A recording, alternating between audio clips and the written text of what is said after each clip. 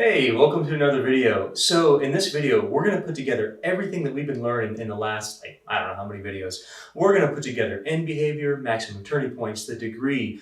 We're going to put together y-intercept. We're going to put together x-intercepts with multiplicities, whether they bounce or cross off the x-axis, and we're going to get some sketching of polynomials. Now, this is a very, very important concept because when we get to rational sketching, we're going to be doing the same thing with this. We're just going to add to it. And so it's really important to learn now how multiplicity works with x-intercepts and how to get a graph out of it. When you get to calculus, you're going to be rehashing this, but going a little bit further, like, hey, where are your turning points? How do you find that? Because we're going to be estimating right now. That's why it's called sketching, and it's not straight up graphing because we need more information to do that. Frankly, you need what's called a derivative, be able to set it equal to 0, and then you find these critical points, and then you analyze whether or not they're maximum or minimum in sort of their little neighborhoods, and that would be a turning point. And that's what you're going to learn in Calculus 1. For right now, we're getting the basis down so that when we get there, you don't have to learn everything, just a little bit more. So let's put together, I have a crazy example here for us where we're going to do kind of the groundwork. I'm going to make it as hopefully difficult as you'll ever see as far as identifying what all these things are. We're not going to sketch this. You're going to see why when we get to right here, why we're not going to sketch it. The y-intercept is going to be like, what? I'm going to alter this a little bit, tell you what you would do if that was a x squared minus 9. And then we'll actually graph about 5 examples after that, a very basic one, and we're going to kind of make them more difficult to the end where you should be able to graph any factored polynomial. Now, I said that, and I want to explain that for a second. I am going to be giving you only factored polynomials right now, and the reason is because many of these are degree 3, degree 4, degree 5, and so forth. You have not learned how to factor those yet. And so I'm going to have to teach you a little bit more in the next few videos on how you would factor polynomials if you don't have a general form like a quadratic formula. So that's what we're going to get into. So let's start with our first example. If you have a factored polynomial that looks like that, first thing you do is kind of go, ah, and then once the shock wears off that that's crazy, there's a set number of steps that you take in order to get from this to a picture of it. The first one I want you to do every time you see a factored polynomial is find the leading term. I've taught you sort of how to sort of fake distribute this so that you can find the leading term. I'm going to refresh your memory on that in just a bit. But that's really important. You do not have to distribute all of this garbage in order to get a picture of this graph. So if you have a factored polynomial, leave it. Unless you're absolutely required to distribute it, which I don't know why you ever would, leave it. So I'm going to show you right now, just kind of a refresher on how you would go about finding the leading term. That leading term is going to give us a lot of information. So we're going to find leading term, find the degree from it, the maximum turning points. That says max TP. When you use TP, take it to the max. That's not what that means. This is finding the maximum number of turning points that you can have in a graph. We're going to find the end behavior, then y-intercept and x-intercepts with their multiplicity and whether they bounce or touch the x-axis and whether they cross. So how we find the leading term is we look at every one of these factors, every one of the factors, including that coefficient, and we multiply the highest power of the variable that we would get if we were to distribute it. What that means is we take negative 2. If we were to distribute this, there's no exponent here. We would only get x to the first power out of that factor. If we were to distribute this, we would actually get an x squared out of that factor. Remember that this is not as simple as saying, oh, x squared plus 1/4. That's not what we're doing. What we would have to do to distribute is x plus 1/2 times x plus 1/2. But if you think about that, if you were to distribute that, you would get x squared as your largest power of x. And upon distributing the whole thing, you really would get just the largest powers of x that you would obtain in order to find your leading term. And that's what we're doing here. So you'd say, all right, if I were to distribute this, my largest power would be x squared. Here, if I were to distribute this, I would get x plus 4 times x plus 4 times x plus 4. And if I were to distribute the whole thing, my largest power of x I would get would be an x to the third power. So is it as simple as just taking the exponent here and multiplying it times there? Yes, it is. Now, you can't distribute that way, but that's what we're going to end with. Our last one, if you were to distribute that, that's x squared plus 9 times another x squared plus 9. X squared times x squared, let's see, 2 plus 2 is x to the 4th power. Yes, you can multiply 2 times 2 and get 4. These are all the largest powers of x that we would get from every one of those factors if we were to distribute it. And distributing the whole thing basically comes down to take your coefficient, whatever it is, multiplied by all of the largest powers of x. Coincidentally, it's 1, 2, 3, and 4, that you would get, and remember to add the exponents here. So let's see, 4, 5, 6, 7, 8, 9, 10. That's negative 2x to the 10th. I guarantee it. If you take the time to fully distribute this, two things are going to happen. You're going to spend about 10 minutes. You might make some mistakes in there, because I know I do when you have that much to distribute. But secondly, you're going to end with a leading term that is negative 2x to the 10th, for sure. That's really all you need to know from distributing this on what you're getting. That's it. That's the only reason to distribute it, is to find your leading term and your y-intercept. I'm going to give you some workarounds. The first one I just gave you is pretty nice.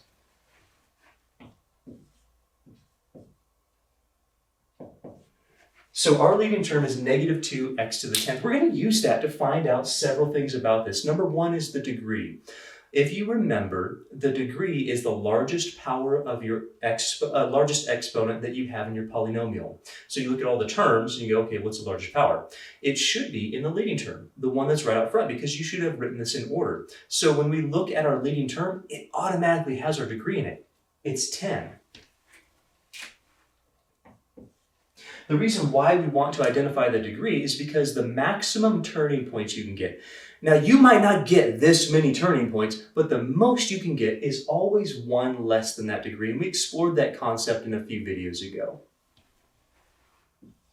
So you can have at most 9 turning points. Here's what that means. You can change directions on your graph from increasing to decreasing or decreasing to increasing at most 9 times. So you could go 1, 2, 3, and you can do that 9 times. So this also gives us an interpretation of our end behavior. So when we learned about power functions a few videos ago, we learned that even always kind of pairs up your infinities. It has to have that same sign in your end behavior. So evens either do this if they're positive evens, or this if they're negative even power functions. And because our end behavior is based on the power function that we get from our leading term, that leading term will tell you your end behavior. This says the 10 is an even power function. That's like this. But the negative 2 says, yes, but that would be reflected and probably a little narrower because that coefficient in absolute value is greater than 1. And that's what determines the narrowness or wideness of your graph, that vertical stretch or vertical compression. So again, we think about it, we go, all right, that says even. Sure, that means that we have either upward opening, completely positive infinity, or downward open, negative infinity. So we look at that and go, that's even, but that's negative. So that makes a end behavior that would do this, sort of a downward opening graph if you kind of zoomed out a long way. So we're going to draw like just a little picture of that. Our end behavior should be pointing downward as we get to x approaches negative or positive infinity. It should be doing this. And it's going to be doing it very steeply because of that power and because that's a negative 2. So it's going to be very dramatic.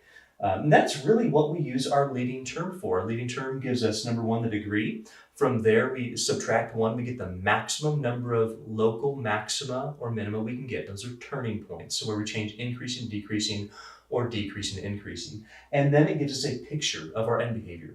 This right here is what our graph is going to look like outside of all the junk that's going to happen in the middle, which is why we sort of leave that empty. We don't know how many turning points we're actually going to get, but it can be at most 9. But we don't know what that looks like. It's just kind of a zoomed out approach of what this graph is going to look like at the ends. All right, the next 2 things that we do is we find our y-intercept. Now, had you distributed this, your y-intercept would just be your constant term. Well, can you get that without distributing?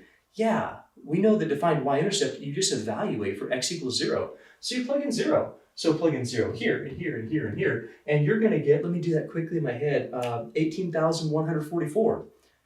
I didn't do that quickly in my head. I did it a long time ago. But that's why we're not graphing this.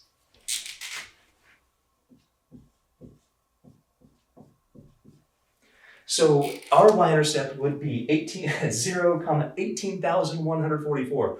That's like way up there. And this is the reason why most of our sketching is based on fairly simple things, because you just can't graph that, at least not very accurately. And that's not even the highest point on this graph, most likely. You'll probably have something higher than that it'd be impossible. So we're not going to do that. The main idea on this particular problem is to get how to find the leading term, what that is used for, how to find the y-intercept without having to distribute in order to find those two things. And then to take our x-intercepts and understand what they're doing. So let's move on to that right now. Our x-intercepts are found for basically every function by setting that function equal to 0, which is really convenient if we have it already factored. And that's great. So when we set this equal to 0, we can now use the zero product property. And what we're going to do is we're just going to set every factor that has a variable in it equal to 0. Now listen, your coefficient makes no difference as far as your x-intercepts. It does not matter. So you never set this coefficient equal to 0. It doesn't have a variable. It's not going to change your x-intercepts. All that does is stretch out or compress your graph and possibly reflect it. That doesn't make any change on the x-axis, because when you reflect about the x-axis, your x-axis doesn't change. It's just kind of rotated maybe, but that doesn't change the value. So you don't have to worry about that. So take every factor that has a variable in it and set it equal to 0. Let's do that now. That's what the zero product property says.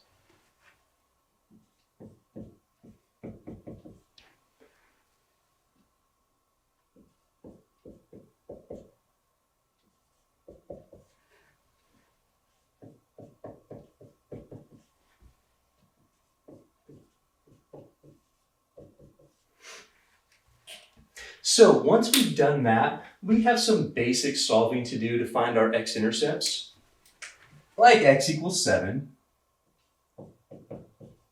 and subtract 1/2, x equals -1/2.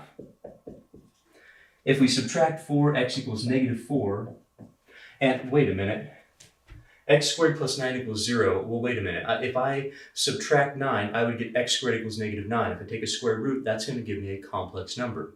If you think about it more closely, we really should have all of these factored as much as possible before we set these factors equal to 0. But this is factored as much as possible. This is what is called an irreducible quadratic. It's something that you cannot factor over the real numbers any more than it is right now.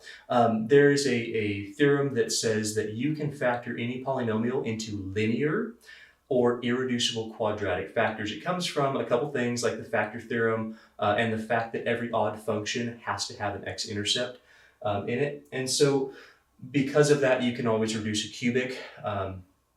There's a lot of theory behind it. I'm not going to get into the whole thing, but let me just say this. If you have a cubic function, you can factor it. If you have a quadratic, it might be irreducible. So you can have these irreducible quadratics. Here's the sort of the punchline to it.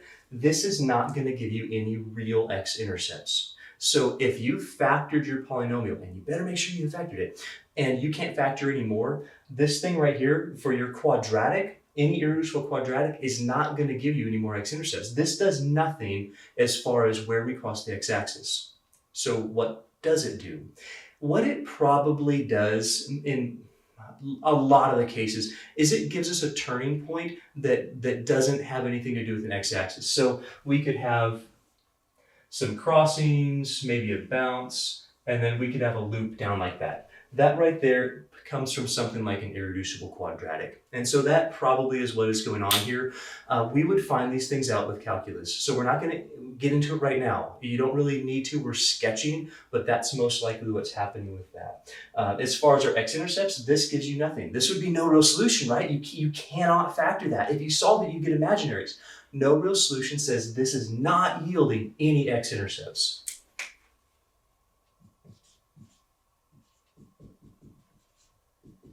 At least not from that factor. So once we've done that, once we've managed to find our x-intercepts, and we only have 3 in this case, we've got the -4, the -1/2, and x equals 7. What we're going to do is we're going to assign them the multiplicity from their exponents where we got the factor from. So when we think about that, we go, okay, let's take a look back at x minus 7, and let's look at the exponent. The exponent on x minus 7, that factor, was 1. What that means is that this x-intercept has a multiplicity of 1. The x plus 1/2 had a multiplicity of 2.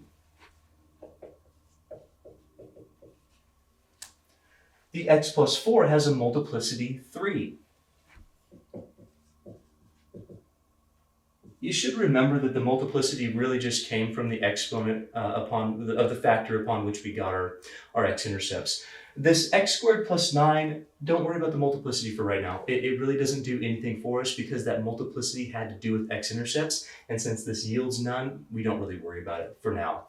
In calculus, yeah, you'd worry about that, and I will show you, if I change this problem just a little bit, that it really does matter, but for right now it doesn't.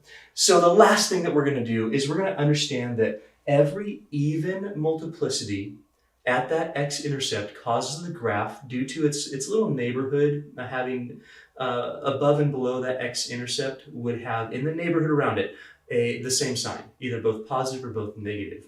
And the same thing would happen with every even power that you get. And for odds, it would cause the graph to cross. So having the little neighborhood, different sign, or the left and right of that x-intercept would cause different signs, and that's above and below the x-axis. We talked about that in multiplicity. The main thing here is to understand that every even multiplicity is going to cause this to be a touch or a bounce. It's going to sort of just bounce off the x-axis at that x-intercept. So this would be a bounce. Sometimes we call it a touch. You'll use those interchangeably. These are going to be crosses. Every odd multiplicity x-intercept will be a crossing. So the graph will cross the x-axis due to the reasons that I kind of just explained again.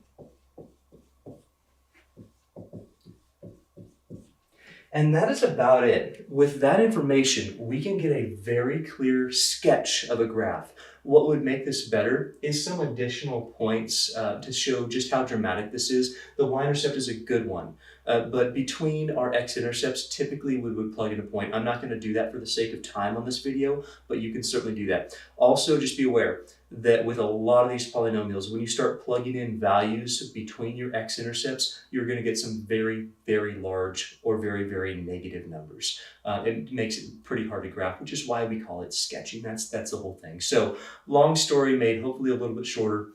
Fake distribute, find your leading term, find your degree, subtract 1 for your maximum number of turning points. It'll give you a picture of your end behavior, in this case even, but reflected. So draw that picture. Plug in 0, you do not have to distribute, to find your y-intercept. And then because it's factored, yay, we can set every one of those factors that has a variable equal to 0, solve it usually really, really easily because they're all going to be linears, or they'll be irreducible quadratics, which you can't do anything anyway with. Then find your multiplicity and let that interpret whether it's crossing for odd multiplicity, not odd numbers. I don't care about the numbers, I care about the multiplicity. Or bouncing, touching for even multiplicity. That's about it. So now let's move on to the next example. This, of course, is much, oh, you know what, I forgot to say something about that. I told you that I would change it. If you made this an x squared minus 9, before you did any of this, you could certainly find your end behavior just fine and your y-intercept just fine. But before you went and did your x-intercepts, you would need to factor that.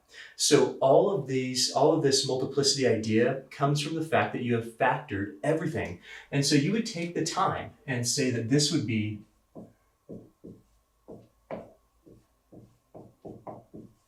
x minus 3, x plus 3, due to the nature of that being a difference of squares, but these would both be to the second power. This is x minus 3, x plus 3, and the whole thing's being taken to the second power, which would, instead of this, you would actually get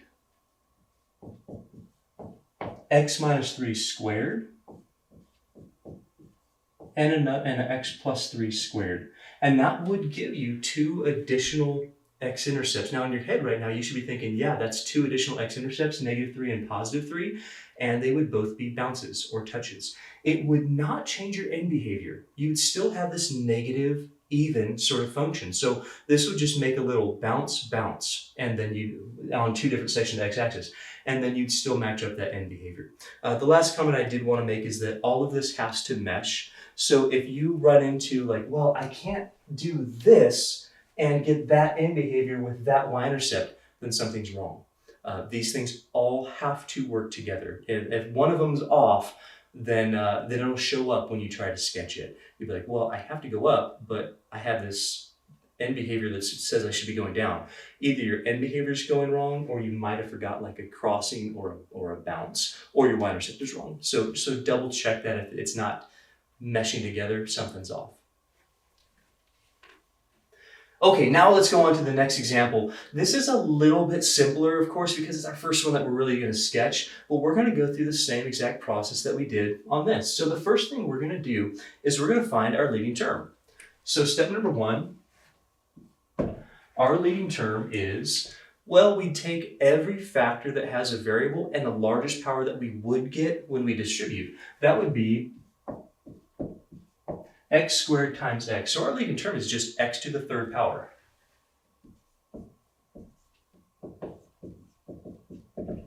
Our degree would be 3.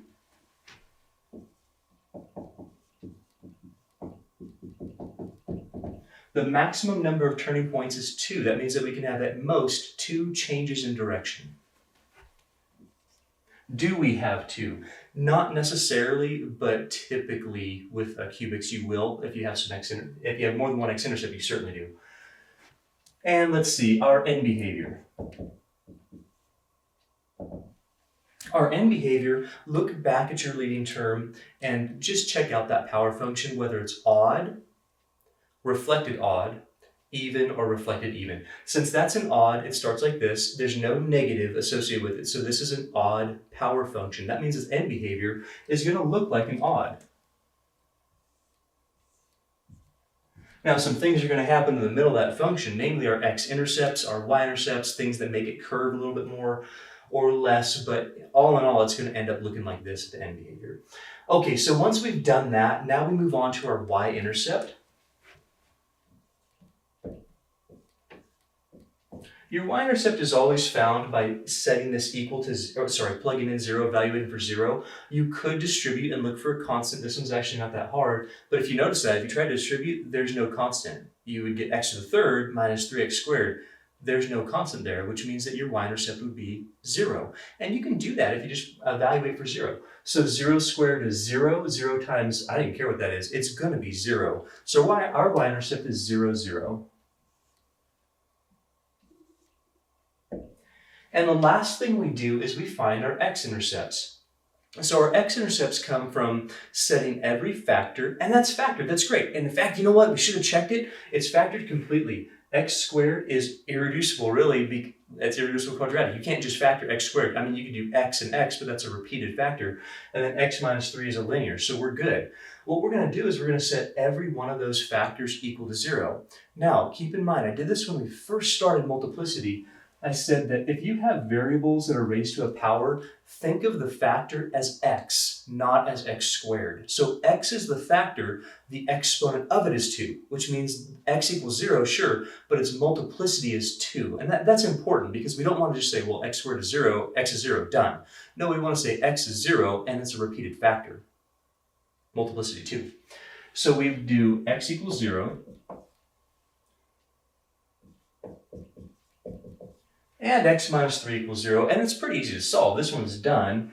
If we add 3, we get x equals 3. Those are the only two x-intercepts that we would get.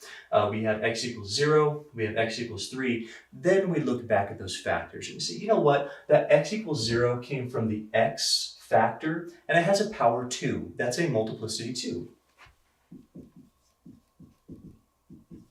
And what that means is that every multiplicity that's even gives you a x-intercept where the graph bounces or touches. So I'm going to put bounce.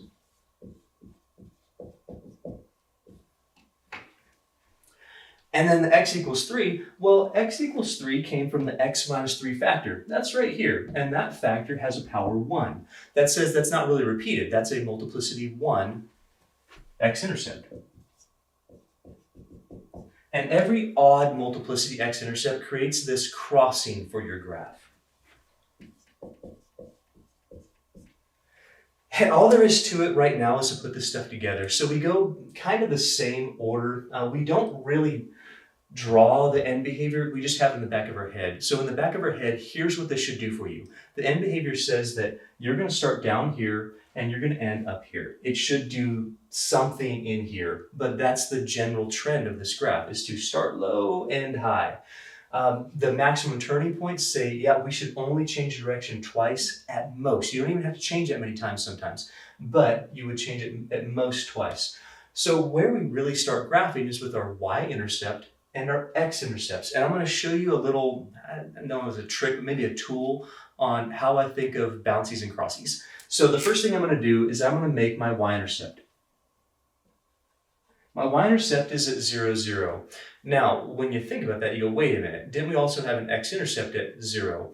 Yeah, and when that happens, when you don't have a constant or when your y-intercept is 0, 0, you really need to plug in a different value to get something off of the x-axis. Otherwise, you cannot be assured of your end behavior. It says no way to check your work. Your y-intercept checks that for you. It says, oh yeah, I have to match my end behavior with my x-intercepts. If you don't have anything off the x-axis, it's really difficult to do that. So we're going to be plugging in a different value in just a minute to check that. But when this happens, use this, but know that you're going to have to plug in another value. So we've done that. We've said, okay, x equals 0 is a multiplicity 2. Oh, it's a bounce. So here's x equals 0, but we know that the graph is going to bounce. Here's how I show that. This is not in a textbook or anything, but this is what I do. I always put a little dotted line. And the reason why I do that, it's kind of what an asymptote would do, where it says, well, you don't really touch it. Here we're going to touch it. It's just a sign for us to bounce. It's not mathematical really in nature, but I do this. I put a little dotted line there because it cues me when I'm graphing like, hey, I can't cross that. Like there's no way I'm gonna cross that. So I'm either gonna come down and bounce this way, I'm gonna come up and bounce this way. Since our end behavior said we have to do this, we're gonna come up and we're gonna bounce off that. Without the dotted line, I've seen a lot of students just cross it and go, my graph doesn't work. Well, of course it doesn't work because you need to bounce here and not cross there. So just a little tool that I use. When I see bounce, I put a dotted line at that x-intercept, plain and simple. Now at x equals 3, I'm not going to put a dotted line. So in my head, I know that's a bounce, that's a cross, and now I have to make this fit. I also said one thing to you a little while ago, that because we don't have a y-intercept that's not on the x-axis, we really should be plugging in another value. I'm going to plug in 1. Why? Well, it's between two x-intercepts, and that's a really good way to find out where this graph goes. And so I'm going to plug in 1.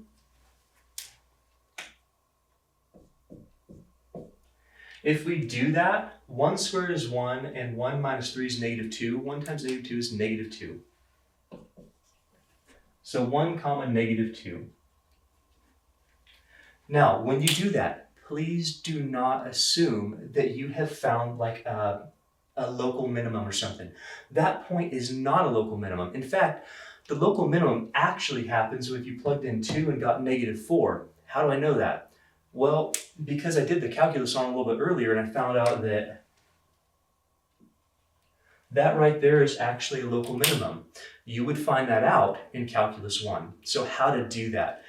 For now, really, you just need this, this, and that, and your end behavior. I'm going to use that one to give you a better picture of it and to show you that this is not your local minimum. It's not a turning point for you. So don't assume that the point you plug in magically is just some turning point. If you plugged in 2, let's see, 4 times negative 1 is negative 4. This right here is, but I only know that because I went a little bit further. So now we're going to go ahead and sketch it. So we take everything, it's got to work together. We know that our end behavior is down here to up here. So we're going to start down here. We're going to sketch to make it better. You plug in more points. We're going to sketch up. We know it's got to bounce. Okay, that makes sense because my next point is here. I got to go down. I'm going to go down a little bit further.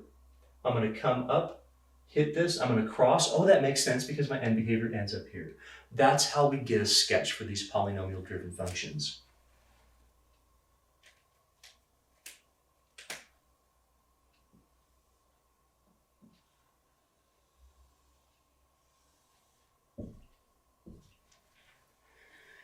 And then we make sure everything works before we move on. We make sure that it has at most 2 turning points. It does. Here's increasing, decreasing, decreasing, increasing. That's 2 turning points. It matches our end behavior. Looks really good. We had a bounce at 0. Awesome. We had a cross at 3. That's fantastic. We have another point off of the x-axis to give it more of a shape. Otherwise, you could just make it real flat. If you don't have any points off the x-axis, you go, yeah, it looks like this. No, not really. It's a fairly dynamic graph. So we want it to show that as much as possible.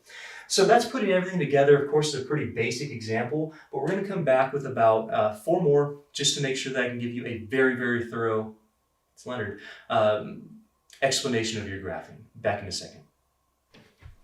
All right, let's get going on a couple other examples. So we're going to do things fairly quickly. I'm just going to walk you through this 4 more times to make sure that you're seeing the little details, making sure that we're really understanding the concept. So number one thing we do is we find the leading term. That's typically done by distribution, or if you use my technique of that sort of fake distribution idea, it can go pretty quickly. So what we're going to do is we're going to take the -2, this x to the first power, and x to the third power, the largest powers of x that you would get, and the coefficient if you were to distribute this. That would give you a -2x to the fourth.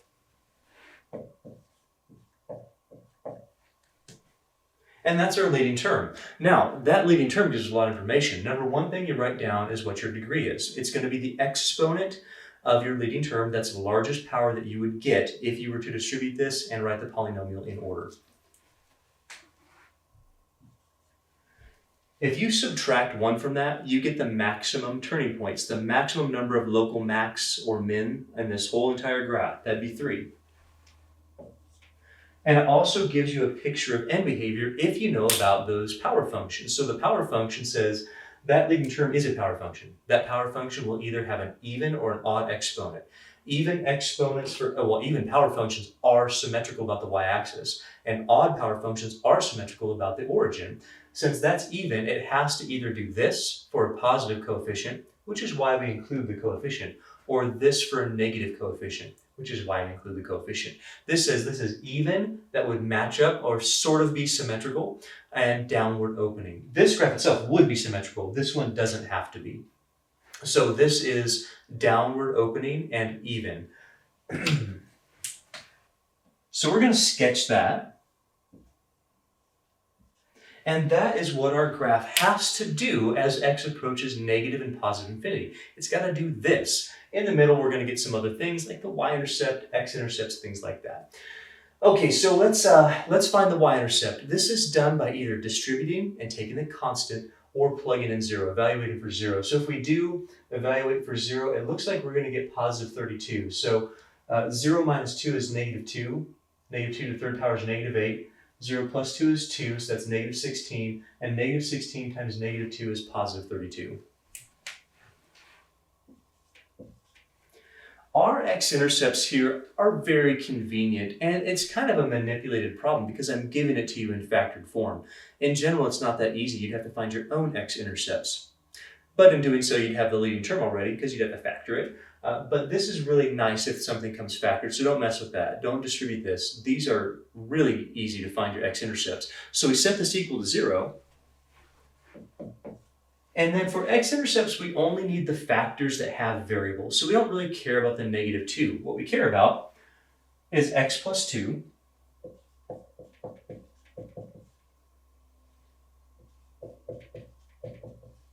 and x minus 2. And by the zero product property, we set them equal to 0. We solve them pretty easily. We'll subtract 2 and add 2 respectively.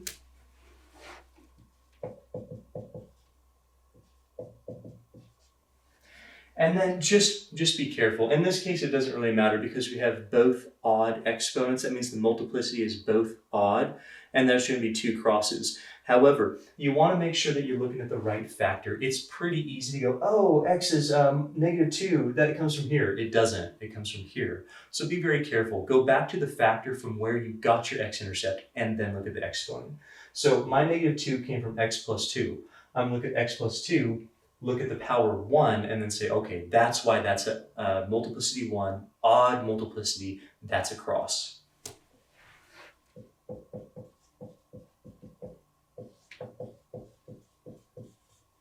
Same thing here. The 2 came from x minus 2 as the factor. I look back at x minus 2. The multiplicity is 3. Because the multiplicity is odd, we know that that graph is going to cross the x-axis at x equals 2.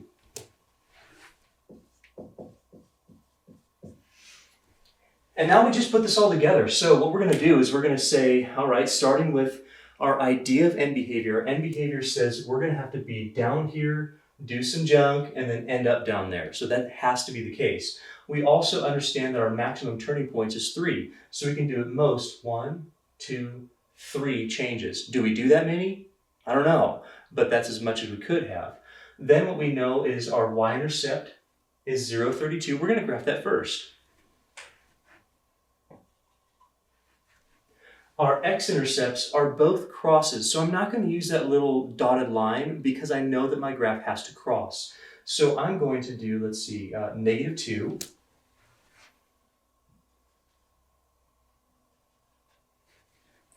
And +2, and we're going to cross here. Now, this is a sketch, and I'm not quite sure what happens in here without doing some other math on it. So can you assume that that right there is like the peak of your graph? You really can't assume that. We're going to draw it sort of that way because it is, I mean, it appears symmetrical. It doesn't have to be that way, but this is also a sketch. To be more precise, you'd want to do something like plug in 1 or -1, some value between the y-intercept and your x-intercepts. So if we plugged in 1, see 1 minus, if we plugged in +1, 1 minus 2 is -1, the third power is -1. 1 plus 2 is 3, that'd be -3. -3 times -2 is +6. So we're up here somewhere, like right about there. So we know that this is going to drop down somewhere in there. This, of course, my scale is pretty far off because I wanted to make sure we could graph 0.32. But I'm going to just sketch this. I know my end behavior comes up, I hit my x-intercept and cross it, I hit my y-intercept, come down, hit my x-intercept, cross it, and then I'm going to end with my appropriate end behavior.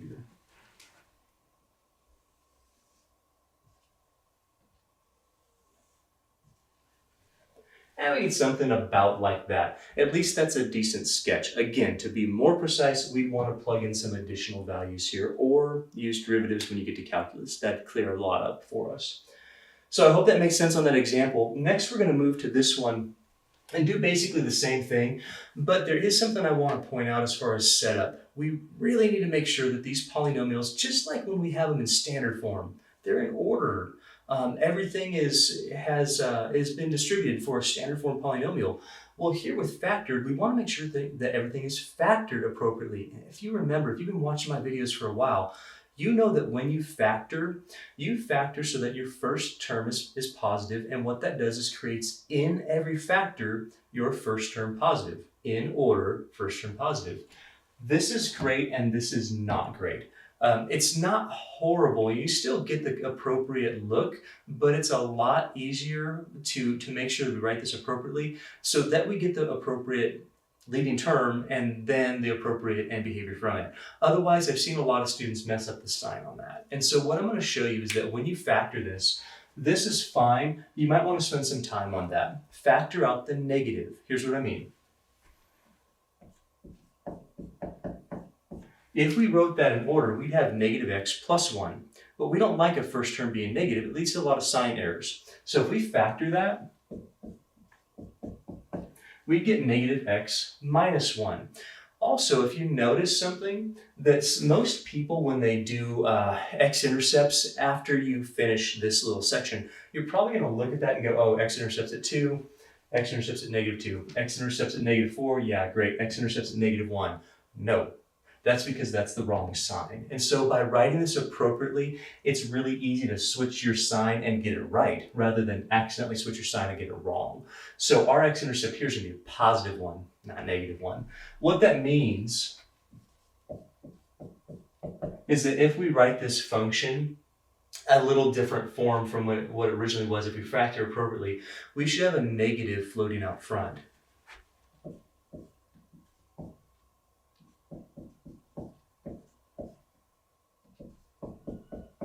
So we have our negative, we have our x minus 1, and we have our x plus 4 squared. That's a better look for it. That helps us to find end behavior a little bit easier. That helps us find x-intercepts a lot easier and not make a sign error accidentally if you're not going to show some of this work that I'm showing.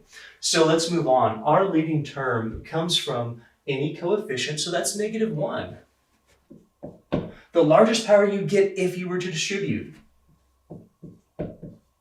That's x squared, and that's x. So our leading term is negative x to the third power. Because it's so easy to find degree, we just write down the exponent. Maximum turning points, we subtract 1, and the end behavior you need to know about power functions, that's an odd, so it's like this, but it's been reflected. So our end behavior must match up with that sort of a look. Everything has to work to make sure that happens.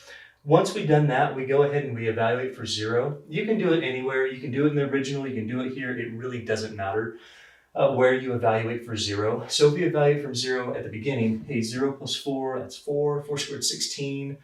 16 times 1 is 16. Or here, this is 16. This would be negative 1 times the negative 1 as a coefficient. That'd give you positive 16. Either way we go, we get positive 16. And the last couple steps, we take and we set this function equal to 0. And after doing that, by zero product property, we take every factor that has an x. That's x plus 4 equal to 0. X minus 1 equal to 0. And when we solve it, we get x equals negative 4 and x equals 1. Now's the time. When we take that exponent from each factor, we say what the multiplicity is and then how that's interpreted. So the x equals negative 4, that comes from x plus 4, and that has a multiplicity 2. In your head, you need to be thinking, hey, that's a bounce or a touch. X equals 1, that came from the factor x minus 1. Since x minus 1 has an exponent of 1 for that factor, that's a multiplicity 1. It's not a repeated root, and that's going to be a cross.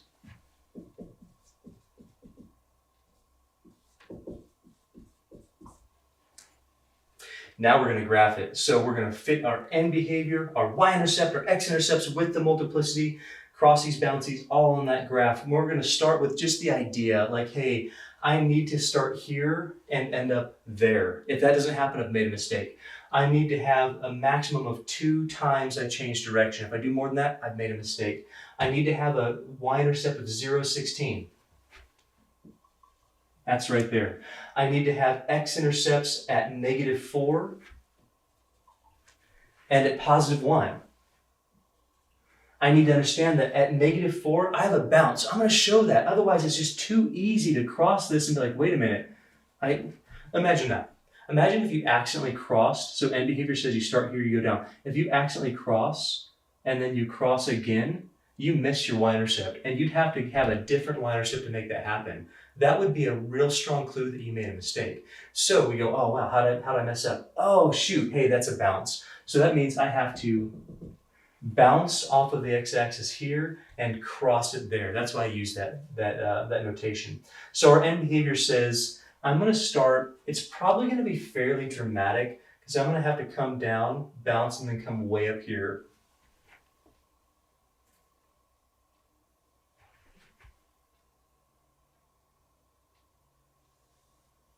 Also, it's probably not the case that that is your vertex. It would be a really funny looking graph if it did that. Oh, well, a local maximum, let's say.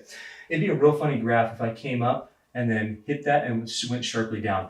It's probably, and you should double check this, it's probably the case that if I were to plug in negative 1, I'd get something above 16. We can try it right now if you want to. So if I plug in negative 1, evaluate that for negative 1, let's do it here. Negative 1 plus 4. Negative 1 plus 4 is 3. 3 squared is 9. 1 minus negative 1 is 2. 9 times 2 is 18. Hey, that's above 16. This point is like right, sorry about this. I want to get all scrunchy.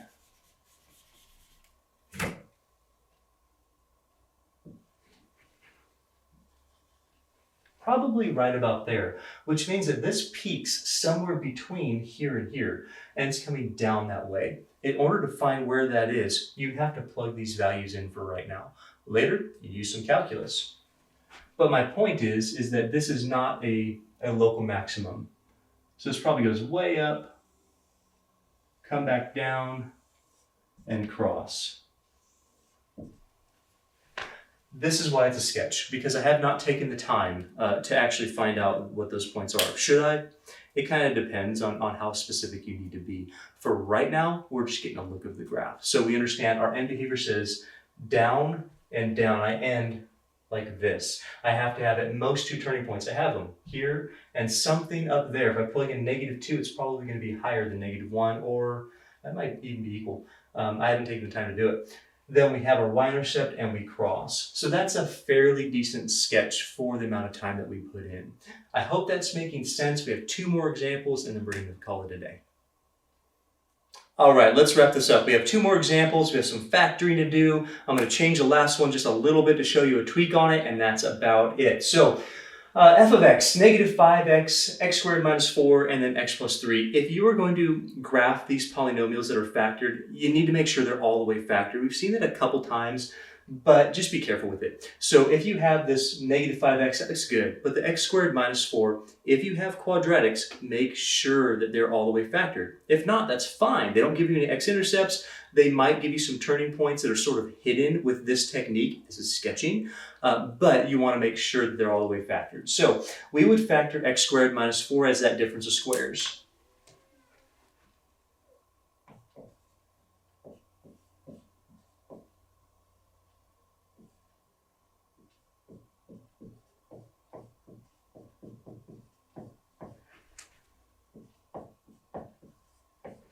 We get that -5x, x minus 2, x plus 2, and then x plus 3. Now what we're going to do is make sure that we have all of our factors that have x's in them. We have all of our exponents, we can see them right now, and then we can go ahead and find our leading term, our y-intercept, and our x-intercepts. So our leading term comes from all of the factors, including the coefficient, that have x's in them, and all the largest powers that we would get if we were to distribute. So we get a -5, x to the first, x to the first, x to the first, and x to the first. That's 1, 2, 3, 4. That's -5x to the 4th. With a leading term of -5x to the 4th, it tells us a lot about it. This says our degree is 4. Maximum turning point of 3. So we can go 1, 2, 3 different changes. And that's probably what happens here. Well, we have at least 3 or 1, we have to have at least that. Because we have a downward even, so the 4 says we're even, the -5 says we're downward, and the 5 says we're pretty narrow because this would have sort of a vertical stretch in it.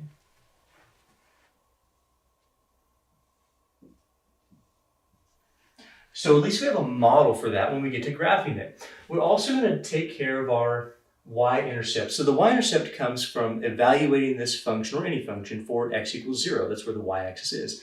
So when we evaluate for 0, we notice right here that -5 times 0 is 0 times anything else is going to give us 0. It's really nice when we have this factored. Even over here, if you want to plug it in here, -5 times 0, it's going to zero everything out. That means that we have, well, it means 2 things. Number 1, we know that we have a y-intercept of 0, 0, if an x-intercept of 0, 0, but we also have to plug in another point because we'll have nothing off of the x-axis, and you have to have something to make sure that you're following the pattern of your end behavior and to make sure that you have sort of the dynamics of this graph, at least sketched. And now for our x-intercept. So we're going to set all the factors from here that have zeros equal to, that have x's equal to 0.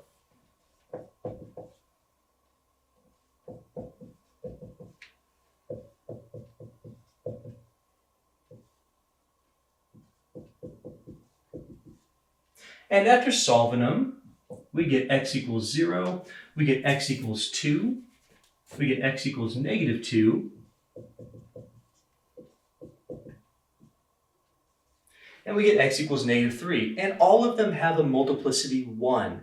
So whether you want to write that or not, you probably should. Power 1, power 1, power 1, power 1. Every one of those factors had an exponent of 1. It says we have no repeated zeros. We cannot possibly be bouncing. These are all multiplicity 1. They're all odd multiplicity. They're all crosses. This graph is going to cross the x-axis at every one of those points.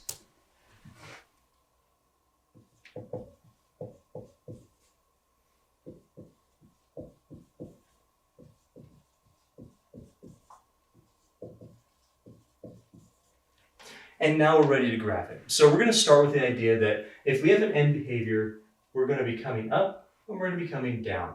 We also have a y-intercept of 0, 0. We have our x-intercepts. We're going to be showing those in just a minute, but we are missing something. I'm going to show you why you need a point off the x-axis here. So if we start graphing this with our y-intercept and all of our x-intercepts, one of which we already have, right? Because that origin, that's an x-intercept and a y-intercept, but we have x equals 2, x equals -2, and x equals -3. And we know that all of those are crosses, so I'm not going to be bouncing anywhere. I'm going to have to follow my end behavior. Come up, cross, come down, cross, come up somewhere, cross, make a turning point, cross, and then go back down. So that fits our model. The problem is that we really don't know how dynamic this is. And without a point that's not on the x-axis, you could make a super shallow graph that follows that, and it's going to look nothing like the real picture. So this is minimum, okay? Really what we should do, we should probably be picking a point here, and in between any two x-intercepts and outside of the furthest ones. That's really what we should do. It takes a lot of time to do that. So if that's what's required, great, do it. It's nothing more than what I've taught you. It's just saying, here's how to make it a little more exact. I'm not taking the time because it does take a lot of time to do. So you'd be plugging in -2.5. You'd be plugging in -1. You'd be plugging in 1. You'd be plugging in 3. You'd be plugging in -4 and figuring out those values. What I've done, I've plugged in -1. I evaluated this for -1 and I got -30. So the point would be -1, -30. That's way down there.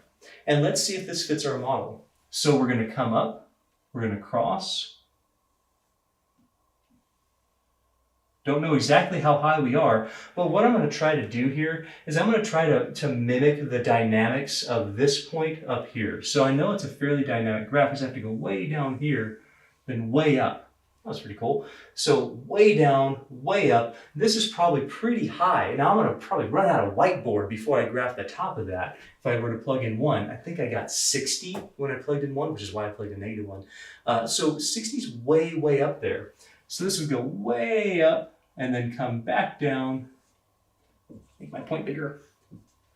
It's a super dynamic graph, which is why they're so difficult to graph on one sheet of graph paper, because you need like this much of it, which is why we are sketching here. And I hope that makes sense. I hope you don't think that I'm trying to cheat you out of something. I have given you the main points, and I've told you how to make this more specific. You plug in the values that are between your x-intercepts, usually right in the middle. Hopefully it's a whole number, or at least an integer, and then you plug in some values that are outside of your furthest x-intercept. So again, you plug in -4, that's left of your furthest left x-intercept. You plug in 2.5, hopefully it's positive, otherwise you made a mistake, -2.5. You plug in -1, I got -30. You plug in 1, I actually did, I got 60, and you plug in 3, it's going to be very, very negative. That is the way that you get a better picture from this thing. After that, what you'd have to do is some calculus to figure out exactly where those turning points are, to find local max and local min. Okay, let's talk about our last one. Well, the first thing hopefully you notice is that there is some factoring that has to happen. We've got to factor x squared minus 16 first. At the very end of this problem, I'm going to say, what if that was x squared plus 16? What would you do? And we'll eliminate some things from it, but I'll show you that. So we'll factor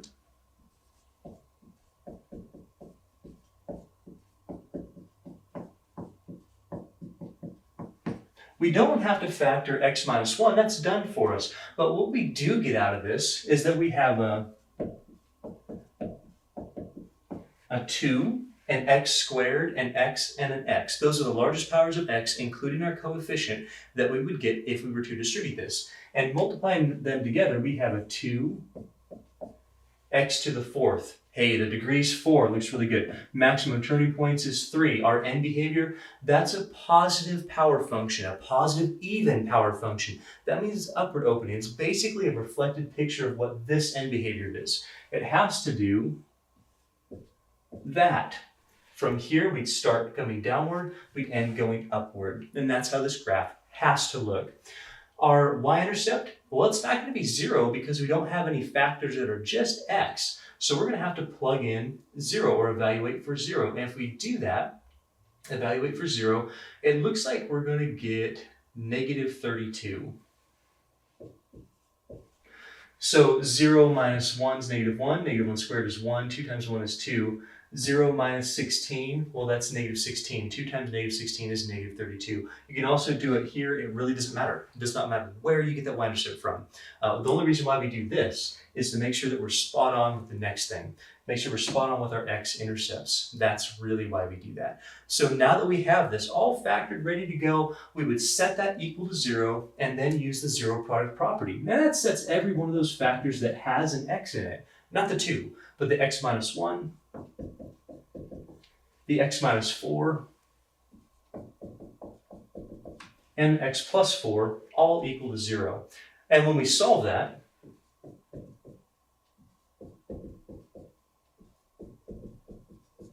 and look back at our totally factored polynomial function, we're going to take the exponent, the multiplicity, for every one of those factors from where we got these x-intercepts and determine whether we're going to cross or bounce at that x-intercept. So the 1 comes from x minus 1. That has a multiplicity 2.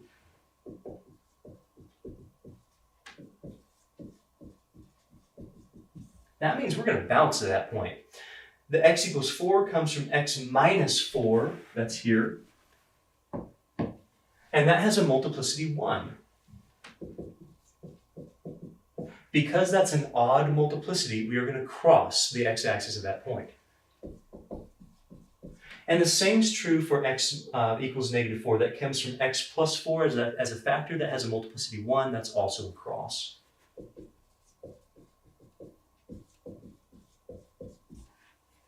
And now we're ready to graph this as much as we're able to. Again, we are sketching, so it doesn't have to be exactly perfect. It's not going to be because we don't know exactly where the turning points are, but we do have to model all of this in our graph. So we're going to start with the idea of end behavior. I'm dropping and I'm climbing. I'm decreasing and increasing on the end behaviors here. I have a y-intercept of 0, negative 32. I've got a x-intercept of 1, multiplicity 2, so it's a bounce. And I'm going to show that. That is just a cue for me so that when I'm graphing this, I know, oh yeah, I'm just going to bounce off that. It looks like I have a cross at 4 and negative 4. So if that's the case, then what I'm going to do is match all of this to this graph. It is probably not true that this is a local minimum. This probably goes way down here. It comes way back up. You'd have to plug in some values to determine that. So you plug something like negative 2. It's probably the case that this also is pretty far down here. You'd want to plug in something like negative 2, something like positive 2 or positive 3, a number like 5 or a number like negative 5 to verify where those points are if you need to be more specific. Generally, we don't. We're just sketching here. But if you have to be, if you want to be, plug those values in and see what they do. Something like negative 2, oh man. Let's see, negative 2 minus 1 is negative 3, that would be 9, that's 18. So you'd have 2 times 9, and then 2 squared, that's 4. 4 minus 16 is, negative 12? So 18 times negative 12, really down there. So that's negative. Hey, at least you know it's negative. But it's way down there. That's through my 4 by a lot. So we're not going to be able to really graph it. But what does it do? It gives you a picture that this is a super dynamic graph. This is not something that goes Yeah, we're just gonna come down here, bounce, and then come up. This comes down here, goes way, way, way down there. Hits this y-intercept on the way up. Bounces, probably drops way down here again, and then comes up and hits that 4 and continues to positive infinity. That's probably what this does. Again, if you need to be more specific, yeah, plug in some values like I've told you, but just be aware that it's going to exceed your graph paper. It's going to give you a really, really crazy graph in most cases, or you're going to have to really adjust the scale to make it work. Just keep that in mind. So I'm going to be sketching it. I know we're coming down very drastically. Coming up, bouncing, probably coming down way down there and coming up. You're going to want to know what that value is if you need to be more specific. So this is purely a sketch. It gives you a shape of what this graph is doing. To be more specific, you either plug in a lot of points or do calculus 1 to figure out derivatives. So, but we have fit our model. We know that our end behavior matches. We know that we have a cross, a bounce, and a cross. We've hit our y-intercept. We have, let's see, 3 turning points, 1, 2, and 3, and it's a fairly decent graph for minimal work. Again, this is minimal work, right? If we wanted to be perfect, we'd plug in all the points. But this is sketching, and we're getting a shape of it. I hope that makes sense to you. I'm just trying to prepare you for how Calculus 1 is going to treat this stuff. This is like the first 4 steps, and the last step is not hard. It's just a basic derivative, set equal to 0, and then you plug in the values of critical points. Not bad. Now, I promised you something. I said, what if we change this to a plus? If we change that to a plus, then this no longer factors. What's that mean? If we change that to a plus, our end behavior, well, let's see, our end behavior would still be x squared times 2, that's 2x to the 4th. We'd have the same end behavior. What would be missing, though, is we would not have that factoring. In fact, the only x-intercept would be 1. This would not give you any x-intercepts. This wouldn't be here anymore.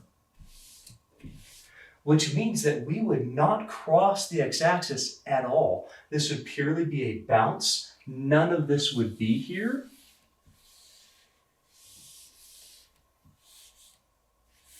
You would no longer cross the x-axis at all. Let's see, your y-intercept would now be positive 32 and not negative 32. So we probably would come down here very steeply, maybe have a turning point in there somewhere. That's usually what irreducible quadratics do. They have a turning point somewhere that's above or below the x-axis, actually a pair of them. Above or below the x-axis, it probably would come down here, bounce. It would certainly bounce at 1 and then go back up. You'd still fit your end behavior. This would be a positive 32. You would only have 1 x-intercept with your bounce. So probably a pretty dynamic graph, but we'd be sort of guessing at some turning points there. Without Calculus 1, you'd have to be guessing. Well, I hope that this makes sense as far as your sketching. As far as how to put this together, this factored polynomial into a graph. And honestly, a really good graph. I know we're just sketching, but it is a really good graph. What we're going to do later is take these concepts and sort of fill it in with what asymptotes do. Vertical asymptotes, horizontal asymptotes, and oblique or slant asymptotes. I'm going to teach all that stuff to you so that when you get to Calculus 1, it's not even going to be a big deal. You're going to be like, yeah, I know that. Wait, the only thing I have to do now is derivatives? Yeah, it's not even hard in a lot of the cases, especially for polynomials. So I'm preparing you for that so that your graphs are really, really solid when you get to like a Calc 1 level.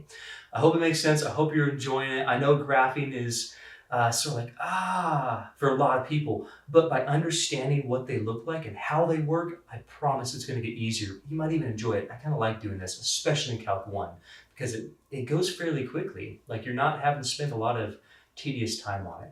So I'll see you for the next video. What we're going to do next is we're going to start talking about real zeros so that if you don't have a polynomial that's factored, you can factor it. So I'll see you for that.